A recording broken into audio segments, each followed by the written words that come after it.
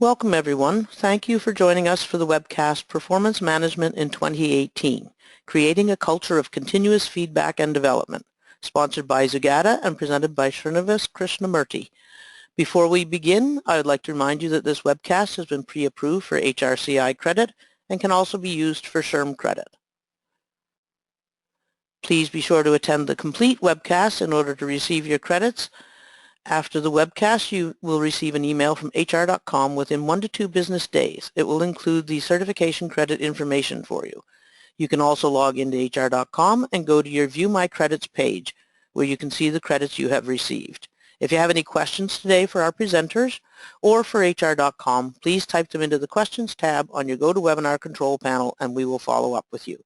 It is now my pleasure to turn it over to our presenter, Srinivas Krishnamurthy. Thank you, Hester. Good morning, folks. Thank you so much for joining the session today on Performance Management 2018, where we're going to be focusing a lot on creating a culture of continuous feedback and development. Before we get into the gory details, a couple of housekeeping items really quick. At the very end of the session, I want to leave enough time for questions. So if you have questions along the way, just type them into the GoToWebinar question section and we'll get to them at the very end. But I want to make sure that we leave enough time for questions. With that out of the way, I want to start by introducing myself first, and then we'll get to the agenda and the meat of the content today. So my name, as Hester introduced me, is Srinivas Krishnamurthy, and don't worry, there won't be a spell test on my name at the end. But I go by SK, and I'm the co-founder and CEO of a company called Zugata, which is focused on performance management software. We're based in Palo Alto, California, right across from Stanford.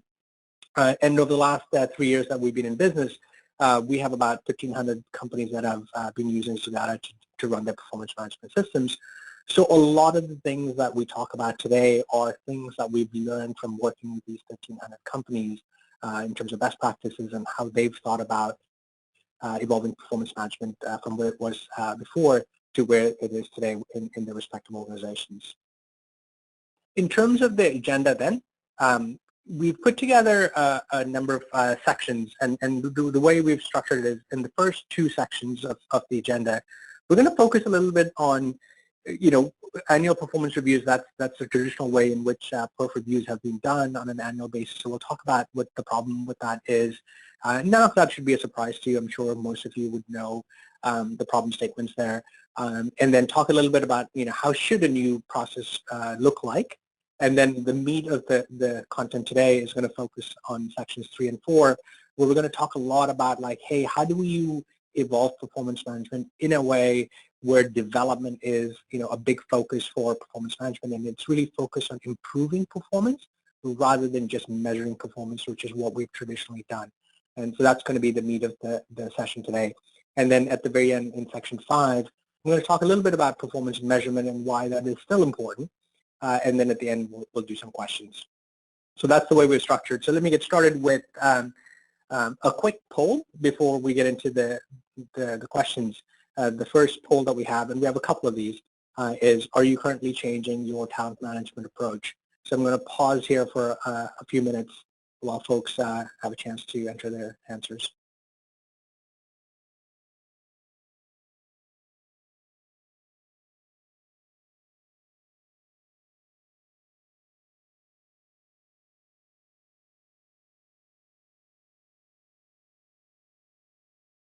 So with about 55% of the votes in, it seems like the vast majority of the folks are focused on actually researching new ways in which to do performance management.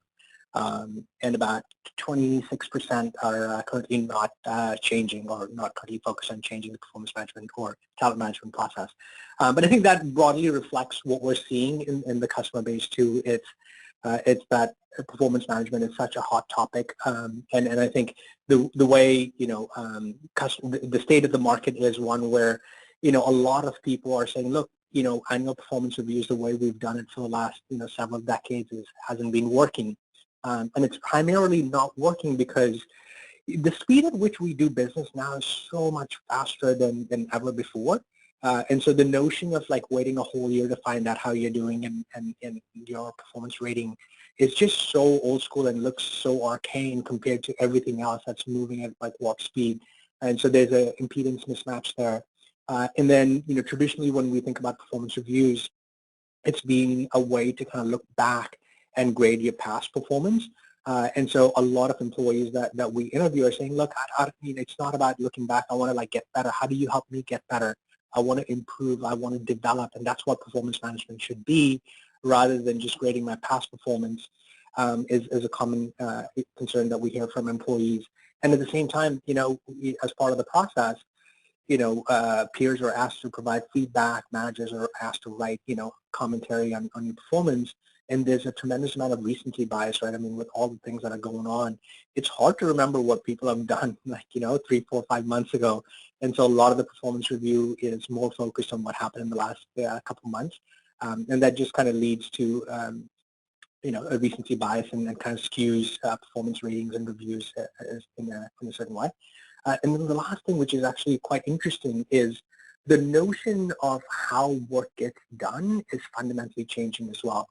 And we're starting to see this more and more with some of the organizations that we're working with. Even a financial services company that we're working with, they're saying, look, it's no longer, the hierarchy doesn't matter anymore. Most of our teams are actually cross-functional teams that come together, work on a project, right, and then they disband once the project is done. And so how work is getting done is fundamentally changing as well. And so there's a lot of things that are going on whereby the notion of doing once or twice a year performance reviews are just not aligned with the rest of the way in which we're working. And that's where people are starting to scratch their heads and saying, well, something seems off here. We gotta figure this out. And then when we do some data collection, the first couple of data points here are very focused on employees saying, this thing is actually not that useful for me. It's not helping me get better. 66% of the employees have said, this thing actually impedes my performance, and my productivity, and not really helps me. And that's pretty damning to hear, 2/3 of your people saying, look, I'm not getting any value out of it, And in this data, 95% of the managers are like, this performance management process is not really, that it's not really satisfying the organization. And a lot of you folks, HR professionals and HR leaders are basically saying, look, we know we need to do this, but we're just not quite happy with the process that we have. And that's happening in, we've probably talked to like maybe 4,000 or 5,000 companies in the last couple of years. And that's a common theme that we're hearing from everybody, where everybody's saying, look, the process that we have is just not working.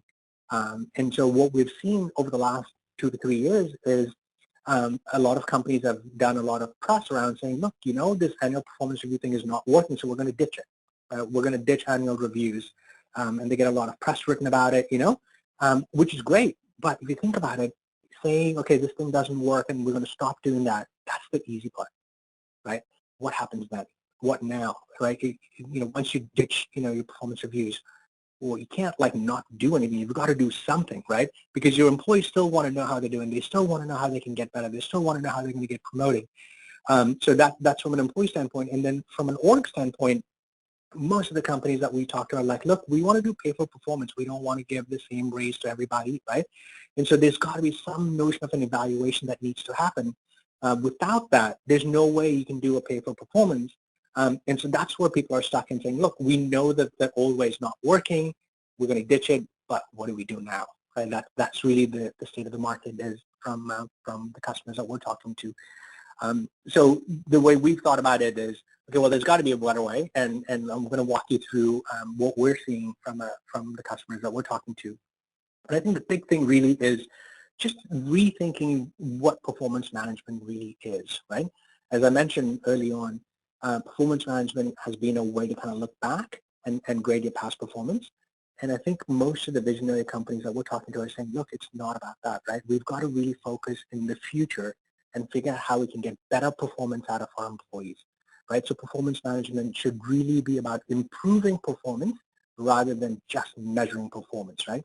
And the analogy here is, like, if you're driving your car, you can't drive forward at great speed when you're looking back in your rear view mirror, right? You always want to be looking ahead because that's where you're going. But every once in a while, you've got to be able to look back as well, right? So performance management is the same way, where we think that performance management should really be about future. How do we get our people to be better, right? Continuously getting better and better. And every once in a while, you look in the rearview mirror to do your pay for performance or measurements that you need to do along the way to compensate people and all that. But the focus has to be on looking ahead and helping people get better. I think that's philosophically, that's the big shift in the thought process that we've seen companies make as they think about, hey, what's a better way? What's a newer way which we should do? And that addresses some of the concerns that employees have had about, the traditional performance reviews where they're like, it's not really helping me. And if we do something that doesn't help the employees, then what the heck are we doing it for, And so that's the way people are thinking about it. And so using that analogy, the way we, in our product and the way customers have done it is to say, look, there's two big things that need to happen in a performance review. One is there's a performance development conversation, and that typically happens, right? Once a year, your manager will tell you what you're doing well and what you need to get better at. And then they write a development plan, and oftentimes nobody ever looks at it again. So there's a development part of the conversation, right, in a perf review. And then there's a measurement where, a lot of companies do ratings, right, whether it's on a 1 to 5 scale or, you have some labels to define these things. It doesn't really matter, but there's some notion of a rating where you're getting evaluated and that rating drives your compensation and your bonus and your equity and all that stuff. So those are the two big buckets, in a classic performance management system, and they make sense. We don't need to necessarily replace those, but I think the key thing is to understand that these two conversations do not happen at the same cadence, right? If you think about it, development should be an ongoing thing because you want your people to continuously learn and continuously develop and continuously get better. Whereas the measurement can't be every week. It can't be continuous, right? You can't be giving out pay raises every week. That it's just too much of a headache, right? And so measurement happens once or twice a year. And so the key thing about doing performance management in a new way is to realize that there are parts of our performance management system that need to be ongoing, and there's going to be other parts that are not going to be ongoing and continuous. They need to be at different cadences. So being able to account for those two things is going to be key for a successful performance management system in the future. And that's the way we've thought about it. But you still need both those components in your system. So I'm going to spend the vast majority of the time today talking about performance development, and then I'll touch on the measurement side as well. So digging into the performance development side, what we've seen is I'll talk about a couple things really quick, but before we get into that, I want to do a quick poll to see if your company actually offers L&D on an ongoing basis for your employees.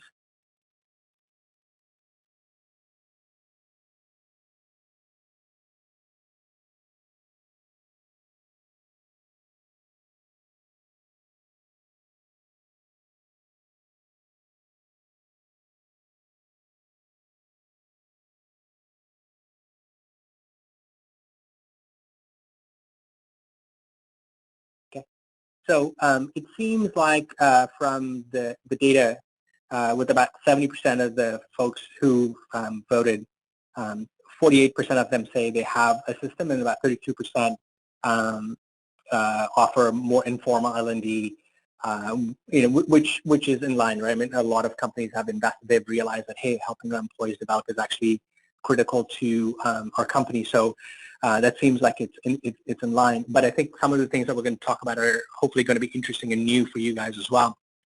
And so the way we've thought about this is that development is, having a system and an LMS system and some content and maybe some classes that you offer along the way is good. But we've got to figure out how we can help our employees develop and get better continuously, right? The notion that we have and is that, look, none of the employees wake up and come to work and say, you know what, I want to suck today. That just doesn't happen, Everybody comes into work thinking that, or at least the vast majority of the people come into work thinking, I want to do my best work. I want to get better. I want to put in a good day's worth of work. So the onus is on us as the org leaders and HR leaders to be able to say, hey, how do we enable our people to do their best work? How do we help them get better, right? So this development thing can't be once or twice a year conversation. It has to be continuous. That's the key thing that we've learned, because at the same time, having these development opportunities and giving the employees the opportunity to continuously get better, there's data that says, look, when you have that kind of development opportunities, the turnover is less, right? People are more likely to stick around. So there's some benefits to the organization as well.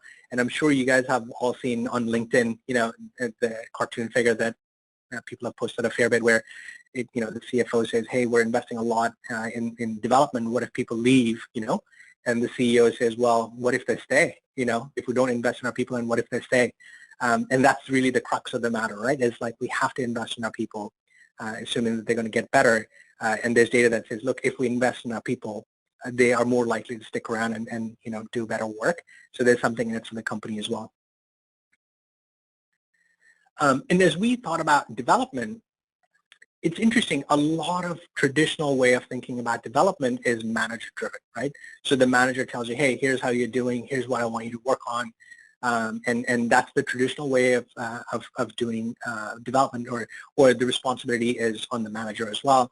But increasingly what we're seeing is a lot of our companies are saying, obviously the manager is there to help their employees do their best work, but when it comes down to it, ultimately it's the employee's responsibility. It's their career. It's their development. They have to take the onus on it, right? And so then the question becomes, okay, how do we enable them? What resources can we give them to help them get better? And what role does a manager play is also critical for us to figure out. So I'm going to focus first on the employee-led development and how you can actually enable that. And then we'll talk about manager-led development as well. So we talked about this notion of, continuously, wanting to get better, right? And so the way we've thought about it is, in order for you to actually get better, you've got to know what you're doing well and what you're not doing well. If you don't know that, if you don't have a benchmark in your head in terms of what you need to develop on, it's hard to develop, right? It's kind of all over the place. So we think that feedback and continuous and real-time feedback is a critical component of, helping employees continuously develop. So the key things here are, as we talked about, how the orgs are, changing, how teams, how work is getting is fundamentally changing as well, right? In the old school way, it was the managers who basically, kind of drove everything, and they kind of knew exactly what you're doing. They gave you feedback. They told you how to develop, right? It's very hierarchical and top-down. But increasingly, work is getting done in teams, right? As I mentioned, one of our financial services companies, there's a Wall Street Bank. I mean, it's not even, some, high-tech company in the Silicon Valley. I mean, these are like a traditional bank where they're saying, look, a lot of our work is getting done in cross-functional teams, and the notion of a manager is not as strong as it used to be. And so the implication of that is who gives you feedback has to evolve as well, right? So traditionally it's been the manager who gave you the feedback, but increasingly it is going to be the people who you work with, right? It's not just your manager, because oftentimes maybe your manager doesn't even work on the same project as you, right? Maybe they don't even know exactly what you're doing. But the people that you're working on projects on a day-to-day basis who actually see you in action, who know what you're good at, who know what you're not good at, should be giving you feedback, right? So there's got to be a systematic way in which employees can collect that kind of feedback on an ongoing, manner, so that they know, hey, what are the things, what skills am I good at, what skills do I need to get better at? And that's what we need to enable to make this thing work. And so it's all about giving feedback continuously, right? Because so many things are happening on a day-to-day basis. You want feedback to be real-time. You don't want to wait till the end of 6 months or 3 months or a year and then go ask people feedback, because nobody's going to remember, right? So the idea is, how do we get people to give continuous feedback? How do we make that part of the culture where the expectation is that you're giving feedback and you're getting feedback in real time continuously, so you're constantly improving versus at predefined, junctures in your performance management process. And so the key there is, as soon as something happens, people should be able to give you feedback while the information is still fresh in their mind. And so we need to enable that, right? And a couple ways in which our customers have done that is, we've had a couple of customers, Kareem and Enjoy, are a couple of examples where they've said, we fundamentally believe in helping our employees develop and get better. And we think that happens throughout the year. And we also fundamentally believe that feedback is a means to help our employees get better. And so what they do is, as part of the onboarding, when new employees join, a part of the onboarding is they actually talk about feedback as a cultural aspect at those companies and say, look, when you join this company, once you get started, you are expected to give feedback to people that you work with, and you should expect to get feedback from people that you work with. That's just the way our company works, right? So that expectation is set early on, And so when new people come in, they're like, hey, that's just part of the values that this company cares about. And so everybody gets into it, and it just keeps it going, right? And I think in Kareem's case, one of the onboarding things that they do is within your first 2 weeks, you should be able to give feedback to somebody that you worked with, right? And so until you do that, you can't check it off, you know? And so they're making it part of the culture and saying, look, this is the way we are. This is the way we want to be. And they're kind of driving it from a cultural standpoint, and that matters massively. But the question then is, well, you can certainly do it during onboarding and force them, but what happens after? How do you keep this thing going is an interesting problem that a lot of companies think through. And so there, what we have realized is it's not so much the quantity of the feedback, really. It's the quality of the feedback, right? If you get high quality, actionable feedback, then people are more likely to say, you know what, this whole feedback culture thing is actually useful. It's actually helping me. It's actually helping me get better. And so there, it all comes down to quality, right? And so, you know, like you could say, you could come out of a meeting and say, hey, great job in that meeting, right? And sure, that's feedback. It's almost like a kudos type or a praise type of feedback. But what do you do with that, right? It's not really actionable. You don't really know what exactly you did well in that meeting. You don't really know what behavior you want to like do again, right? And that's where it's really critical is how do we give feedback in a way where people know exactly what they have done well, and therefore what behavior or what attributes they need to do again, or if it's constructive feedback, what behaviors should they not do again, right? If you don't give that kind of feedback, then people are like, it's not useful, right? Everything kind of falls apart.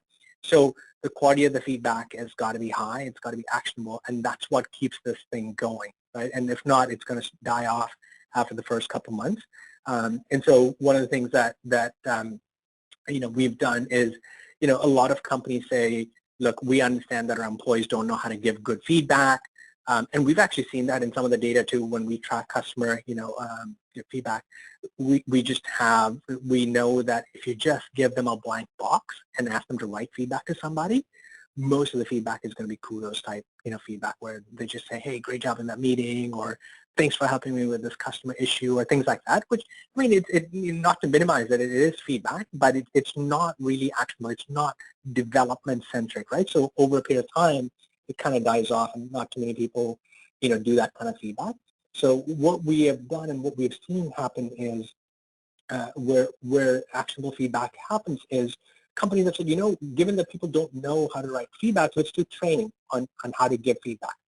And either they do internal training or they hire a third party to come in and do training, which is well and good. But I think what we've also seen is 2-3 months after that training, people forget. They don't remember what, you know, what happened, you know, what they learned. And when it comes down to it, people go back to their old habits of just writing whatever they can think of, right? They don't really remember the format and all that stuff.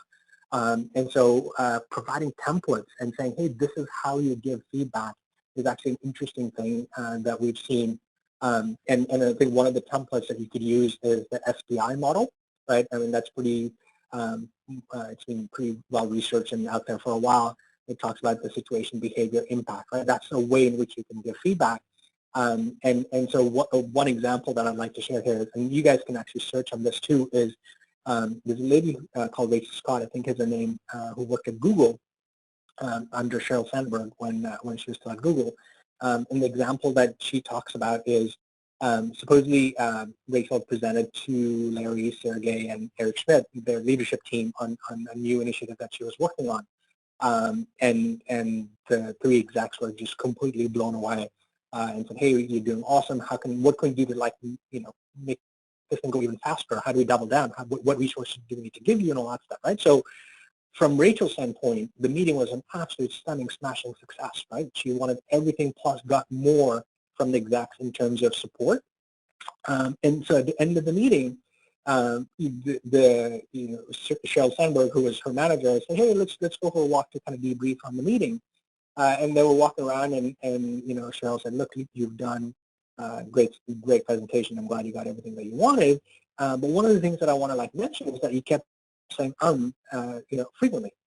And Rachel talks about, like, you know, of course I was saying because I was nervous. I'm presenting to Larry, Sergey, and Eric Schmidt. I mean, these are like the top dogs at this company. Obviously, I'm nervous, and that's why I kept saying it, is what she said. But Cheryl kept insisting. It's like, yeah, you said it a lot. Like every third word you said was, and just kept at it.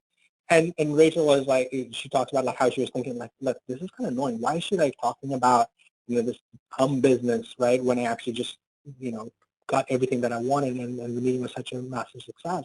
And she didn't quite really understand the impact of what she had done, right?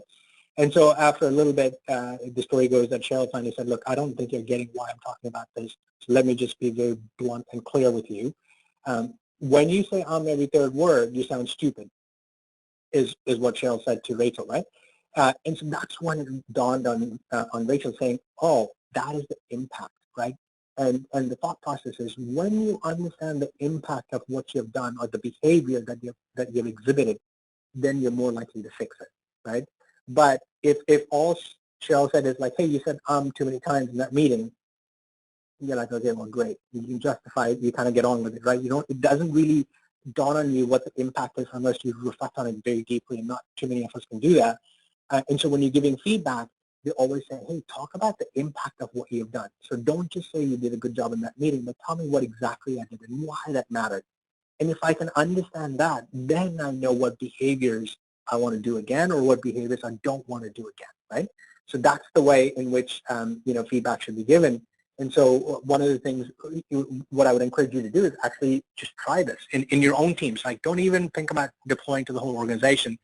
And maybe if you guys are interested, we can send you some of these cards. Just on a card, create a template and say, hey, give feedback on like, hey, here's the situation I've noticed about you. Here's why, here's the behavior, right? And then here's the impact of that behavior. And just kind of train people in terms of how to give feedback that way. And we can actually send you some of these cards too. But that drives this idea of like, how do we give feedback in a way that's actionable, that's useful, and something that people can act on, because that's what people want, right? And so we've spent a lot of time working with our customers and coming up with these templates. There's another template where people use, hey, here's one thing that I want you to start doing. Here's one thing I want you to stop doing. Here's one thing I want you to continue doing, right? So there's all these different templates that you can use in terms of how to give good, actionable feedback.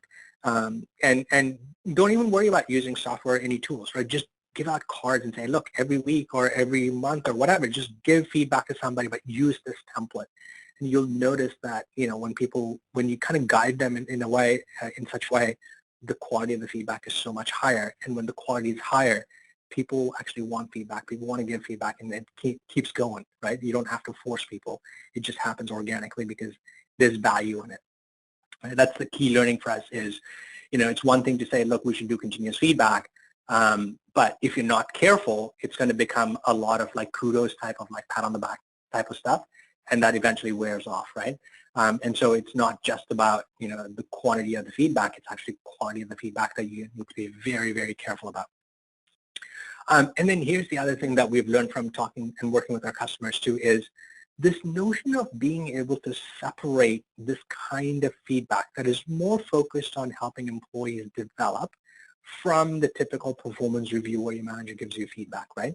And so what we've tried to do with our customers is when you're getting this kind of peer-to-peer feedback, it is strictly for development purposes. It is not an evaluation. It is not a rating, right?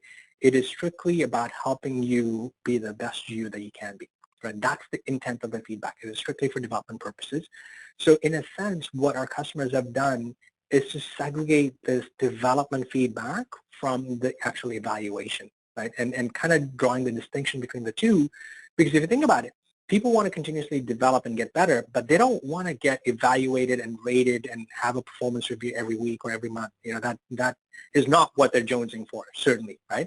And so what they're really looking for is just feedback to help them get better. And so you're trying to separate them and say, look, here's development feedback, and that's only for the employee, and it's only to help you get better. And then there's an evaluation, and we'll talk about the in-betweens. But in a sense, what needs to happen is employees need to have a safe place where they can admit what they're good at and what they're not good at, right? Without a big judgment lens that managers and, leadership, sometimes brings to the table, right? You just want to create that safe place for them where they be true to themselves, right? And if they feel vulnerable enough to admit that they're actually not good at something, then there's a higher chance that they're likely to like want to invest in themselves, right? So you're trying to create the safe place where they can really understand what they're about and be able to invest in themselves without any judgment happening, right? It is strictly about them trying to be the best that they can be, and that is key, right? And around continuous feedback and around continuous development, especially when it's employee-owned, you've got to make them feel safe. If not, things kind of go out of whack. And so you've got to create that safe place where it's all about them. And that seems to work really, really well with a lot of the customers that we work with, is the notion that, hey, I'm not getting evaluated. I'm not going to get judged based on the feedback that I'm getting. This is all about me. It's almost like, one of our customers told us, it's almost like as if it's a perk, right? The fact that the company is willing to like invest in you and get you feedback, it's almost like a perk. There's no strings attached to it. We just want you to be the best that you can be, because they realize that at the end of the day, when employees feel like, hey, they're getting development opportunities without being judged, they're more likely to stick around, right? They're more likely to actually be more engaged. So all these things will kick on as secondary benefits. So it's really important for us to like invest in our employees and be thinking about like, hey, this is about you. This is not a rating. This is not a performance evaluation. This is not tied to your, any bonuses or anything like that. So that's one of the key learnings that we've had around continuous feedback as well.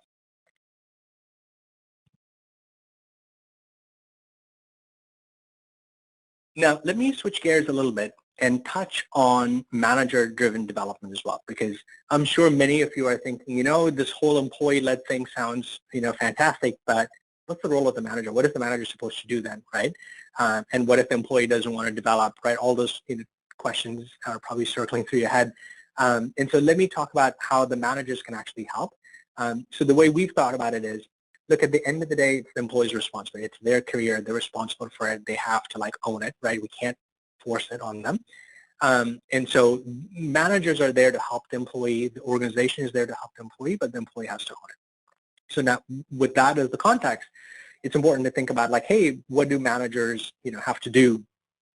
So the way we've thought about it is, managers are, given that they don't have to do the grunt work of collecting the feedback and, synthesizing the feedback and just filling out paperwork, they can actually be more, kind of play the role of a coach. And we're actually starting to see this, within a lot of our customers, where we get emails from our users all the time where they say, look, I've gotten a bunch of feedback from, people that I work with. I actually printed it out and took it to my manager and said, hey, this is the kind of feedback that I'm getting from people that I work with. What do you think? Do you agree or disagree with this thing, And it's almost like forcing the managers to like react to feedback and be able to be in a problem-solving mode with the employee, right? Because the flip of that is, I've been in instances where, I would go to my manager during my one-on-one and say, hey, how am I doing? The manager really hasn't had time to think about it, right? They're like, you know what, dude, you're doing great. Just keep doing what you're doing. And you're like, okay, well, what does that even mean, right? What exactly am I doing well? Like, what specifically do I need to get better at, right? And it's just hard for managers on an ongoing basis, like, that to that level of detail. But the people that you're working with actually have that insight. And so how do we get that to the employees, and how do the employees then use that data to actually like work with their managers is an interesting way of thinking about it. And then beyond that, there's this notion of check-ins that's actually been pretty popular as well. This notion, I think Adobe was the first one that started talking about having a check-in between the employees and the manager. And so what we have seen there is that this check-in is an interesting one, right? It is between an employee and the manager, but it's actually not an evaluation, right? You're not getting graded. You're not getting, there's no rating at the end of it. There's no bonus tied to it. There's no compensation involved at all. But what employees constantly talk about is, look, I'm more complicated than just a number at the end of the year, right? There's so many more intricate things that go on in terms of how my performance is driven. And so they really want more stories. They want commentary in terms of what's working, what's not working, right? And that's the meaningful conversation is what they really want out of the performance review. And so a check-in is a way for the employees and the managers to have that kind of a conversation without it being an evaluation, without without a rating coming out of it, right? So it's more of an ongoing conversation to talk about how things are going. Hey, what have you done? What were you not able to do? What goals do you want to have for the next quarter? What areas do you want to develop on? It's almost like a career development conversation, and also be able to like talk about how the manager or the organization can actually help the employee, right? Have the employee take the onus of thinking about this and being able to have this conversation with the manager where the manager can then comment on it and be in a problem-solving mode is something that we're starting to see a lot of our customers actually use. And typically these check-ins or self-reflections is what we call it in our product, happen once a quarter where the employee and the manager just, talk it out. Right? More than anything else, it's just like, hey, let's check in. Let's talk about how things are going, what's working, what's not working. Let's fix the things that are not working. And some of the questions are along like, hey, what could I change to make you better, right? Or give some feedback to the manager as well. So there's just a lot of different ways in which you can make these conversations more impactful and meaningful for both the employee and the manager. And it matters because Greenhouse, it's an applicant tracking system. They're one of our customers. And what they told us is they actually do these check-ins once a quarter. And in their internal language, it's called Lookout Outlook. So look back, meaning look at the past quarter.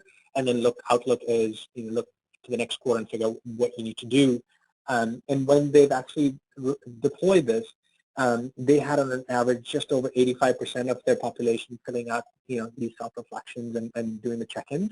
And interestingly, what they found in their annual engagement survey was a direct correlation between the employees who were doing these self-reflections and the managers were actually reading them and discussing them were on an average 20% more engaged than employees who actually hadn't done their self-reflections or done their check-ins or the managers didn't make time for it. Either way, the engagement was way lower. So there's data that says, look, if you have employees and managers just talk on a more frequent basis, employees feel like they're being heard. They feel like, somebody's got their back, somebody's there to help them, right? And so this is a way for you to kind of drive that in the regular conversations in a meaningful way, because you have data that says, look, this actually drives engagement, and if people are more engaged, hopefully they're more productive and happier and will stick around for a lot longer. So that was an interesting case study that we found from one of our customers.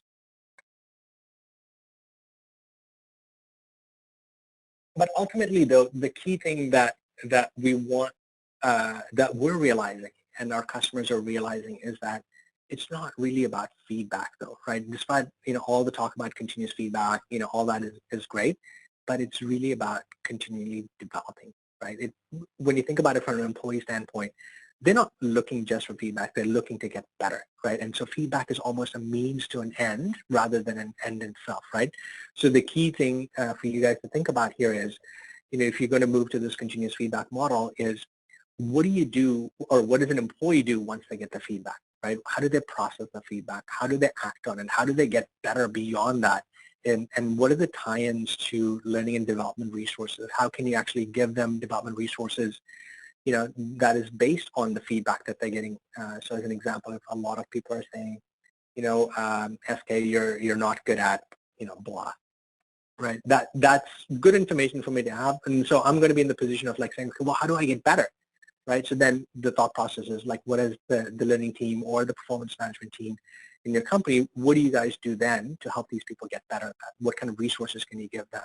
Is there a mentorship program around this? Is there a way where people can get development resources?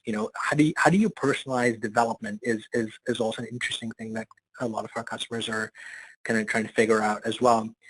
Because it's common to have a lot of classes, a lot of content out there, but it's not really personalized, right? So we expect our employees to go find what they're looking for, and being able to flip that around based on the data and say, look, we know what you're struggling with, and therefore we will give you the information that we think is interesting for you to actually get better, is a way to kind of flip that model on its head and get more people to use your LMS system. So that's another thing that a lot of our customers are starting to do, is to personalize development. One size doesn't fit all, right? And there's a whole bunch of research about how learning is happening, and I think the biggest trend there is that it's micro learning, right? It's not these big 5-day classes that people want to take. It's in the moment, how do I learn with small itsy bitsy pieces of development resources. Maybe it's a TED Talk I need to watch. Maybe it's a couple of articles that I need to read, or maybe it's a chat with a mentor. Whatever it be, it's got to be small. It's got to be lightweight. It's got to be given to me versus me having to go dig around for it, right? So thinking beyond just feedback, but thinking really holistically about development where feedback is just almost the starting point on your development journey, is the way companies are starting to think about it, and really thinking about like, hey, performance management is really about improving performance, not just about getting people feedback, right? It's a subtle thing, but it's actually quite important to kind of tie it to actual development. So with that as the content focused on on performance development, I want to switch gears a little bit and talk about how do you actually measure performance as well, because as we talked about, every company wants to do pay for performance, right? And if you're going to do pay for performance, then there's got to be some notion of an evaluation that needs to happen. And so the question there is, how do we do the evaluations, right? And a bunch of companies that we've talked to, say, oh yeah, we don't do annual performance reviews anymore, but we do pay for performance. And we ask them, well, how do you do that? How do you know whom to reward more than the other person? They're like, well, yeah, we do ratings. We just don't communicate that with our, employees. And we're completely flabbergasted that, that's happening, right? So the worst thing that you can do is to say, look, we don't do performance reviews, but then behind the scenes, people are getting rated, you obviously don't want to do that. And so being very thoughtful about how do we measure a performance in a fair and objective way, because that's really where you don't want to have any bias. You want to be fair. You want to really evaluate people on the impact that they're having versus just, what does the manager do or how good is the manager defending them? All these things that have traditionally happened, you want to kind of avoid all that. And so there's research that was published in the Harvard Business Review probably about 2.5 years ago, which I thought was really interesting in terms of how to think about measuring performance. And Marcus Buckingham, I'm sure most of you would know who he is. He had done some research with Deloitte, and one of the things that he talks about in the research is when you ask managers to rate people on skills, their directs on skills, you actually end up getting flawed data. And so the examples are things like, let's say I'm evaluating one of my directs, and let's further say that I'm really good at communication skills, as just an example, right? So when I'm evaluating my direct, what the research basically says is I'm evaluating that person and grading that person on communication skills relative to my own communication skills, right? So the thought process, and we're not, it's not completely obvious, it's an unconscious bias, right? So in my mind, I'm like, well, that guy's not as good as me, so he's probably like a 3, or maybe like a 4. He's not really good as me, right? So I'm rating that person without really thinking about it relative to my own strengths and weaknesses, right? Or the flip of that is, let's say I'm really, really bad at presenting or communication skills. Then if that person, if one of my directs is even marginally better than me, I'm like, oh, that guy's so good, or, a person's so much better than me, oh, he's definitely a 5, and so you get flawed data is what the research says. So, and Marcus's point there is, look, if you're going to base your compensation decisions and your promotion decisions on this kind of flawed data, then, it's not ideal. You don't want to be in that position, right?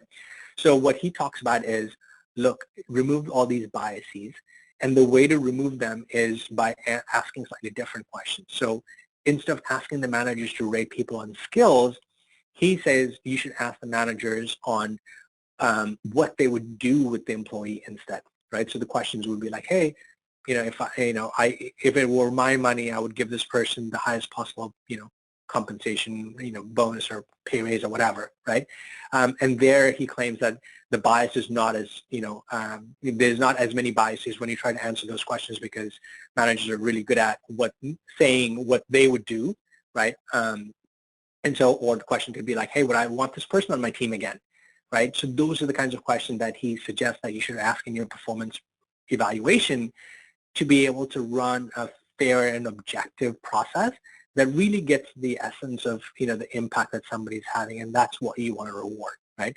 And so the key there is how do you remove the biases that, that are built into, the traditional way of doing evaluation. So that I thought was really interesting. And so we have a number of our customers who are actually doing that, and a number of other customers are like, hey, we don't really quite agree with that, so we're just going to keep doing what we're doing. So it's really up to you, but it's interesting for you guys to review that research and see how that would impact your own performance review processes and how you think about it. And I think the other interesting thing is, as you think about your performance review, right, it's at the end of the day, when the rubber meets the road, it's the manager who's going to decide. how to evaluate each of the directs, and maybe you do calibration, maybe you don't. But the managers want, it's their responsibility to correctly evaluate the people. So you want to create a fair process and all that. But oftentimes, we've heard, from managers who are like, look, I don't really work closely with this person. I can't keep track of it. I want to go get peer feedback about them, right? And so typically it's employees who nominate, peers that they work with, and the manager collects feedback about them, and that becomes another input into the manager's decision-making process. And you could also argue that the check-ins are probably also a way for the employee to have some input into the process as well, right? The quarterly check-in. So it's more fresh in terms of like all the content that they've, all the things that they've done is captured along the way, along the course of the year, versus just at the end of the year trying to remember what you did in January, But this notion of peer feedback is important as well. And one of the things that we're starting to hear from our customers is, look, if I ask for peer feedback at the end of the year, even the peers don't remember what their mates have done. And so how do we collect peer feedback multiple times during the course of the year, right? Lightweight. How do, maybe a project just got done, right? As a manager, I should be able to ping a couple people and say, hey, you worked with SK on this project. What'd you think? What did he do well? What could he have done better? And be able to capture that information during the course of the year and be able to stash it away, right? And then, a lot of the good managers would actually read that and bring it up in the next one-on-one. Whether you brought it up or not, it's a data point that you have, right? And then at the end of the year, when you're evaluating a person, your directs, you can actually say, you know what, let me go look at all the check-ins that we have done to see, what they've accomplished, what they wanted to do, how have they done. Let me go look at all this peer feedback that I've collected during the course of the year, not just at the end, but during the course of the year to see how things have changed. Maybe, him and I have talked about, getting better about something, right? And then I asked a couple of people to see if that actually changed or not, right? And so trying to get multiple data points during the course of the year is also important. It's just like continuous feedback, right? For development purposes, continuous feedback from peers will also lead to like less bias when you're doing your performance evaluation as well. So that's the other thing that we're starting to see a lot of our customers actually do is just asking for peer feedback, managers asking for feedback about their directs during the course of the year and not just once or twice a year, at performance review time. So that's how folks are doing measurement in a much more fair and objective way. So in terms of bringing it all back together, I think the key takeaways for us are, as we've worked with all these customers in helping them kind of evolve their performance management process away from this once and done model to this, hey, let's be much more continuous, much more deliberate about helping our people get better. Let's also focus on how do we fairly assess our talent. Some of the key things that keep showing up to us is, first of all, just philosophically, the way to think about performance management is it's not a compliance thing. It's not just a compensation thing. It's not a once-a-year thing. It's got to be a thing that is focused on helping, improve performance, right? And if you think about it from that perspective, when you're driving improved performance and improved productivity, then it actually starts to impact the company's bottom line, and performance management becomes a strategic initiative, right? Versus a tactical thing that everybody hates, that everybody has to do at the end of the year. Now it actually becomes a value add to the company, and that's what you want to do, right? You don't want to do something just for the sake of doing it. And so this focus on helping people get better, focus on improving performance is critical to the next generation performance management processes that our customers are thinking about. And then, if you're thinking about, hey, continuous development is the thing that we want to do, we want to get our people better, then you also have to realize that it's an ongoing thing. It's not once or twice a year. It's a continuous thing. It's got to be, tied to feedback. Feedback is the only way people will know how they're doing, and being able to get them continuous and real-time feedback from the people that they're working with is critical. And then just as critical is, how do you help them once they get the feedback, right? Once I know that I'm not good at something, how does the organization then help them get better at that? And being able to connect the dots between the feedback and development, between performance management and LMSs in a very thoughtful and deliberate way is also critical to getting this thing going. And at the end of the day, if the employees don't want to develop, there's not much we can do, right? So culturally, like, how do you create an environment where people feel like, hey, it's my career, I need to own it. My company's investing in me, and my company's giving me the resources to develop. I'm going to own it. I'm going to run with it. And then kind of look at the manager and the organization as help that I can lean on versus like somebody's going to make me do it, how do you switch that is an interesting exercise to go through, because the impact of that, when the light bulb goes off, we see a lot of effort that employees put in on their own to get better, and that leads ultimately to performance improvement at a much faster pace than the managers trying to force it. So that's all the content that we have.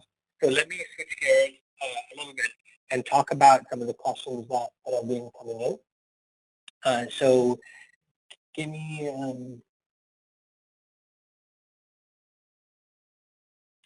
so one of the questions that came in is, how do you help employees grow and develop in a safe place without HR, the manager, helping guide them? Great question. So let me talk about, I don't want to talk too much about our product, but let me give you one example and we can talk about it in a more generic way. So one of the things that we've done in Zugato, the product, is when feedback comes in, we tell you, hey, based on all the feedback that we've collected about you, here are things that you're good at and here are things that you're not good at, right? And for things that you're not good at, it's skills, right? Everything is based on skills. What we've allowed our customers to do is to upload content development resources that are tied to skills, such that by the time I say I'm not good at communication skills, HR in the back end would have already said, look, for anybody who's not good at communication skills, maybe here's a class that we recommend that they take, right? And here is maybe some articles that they can read. Maybe here's a TED Talk that they could watch, right? So being able to create development resources and being able to tag them behind the scenes, and having the system then basically be able to deliver the right information to you, or the right development resources to help you get better, is what we've seen. And the second thing that we've also seen is we've seen a number of instances where the employees go to the manager and say, hey, a lot of the feedback that I'm getting is saying that I'm not good at this one particular thing.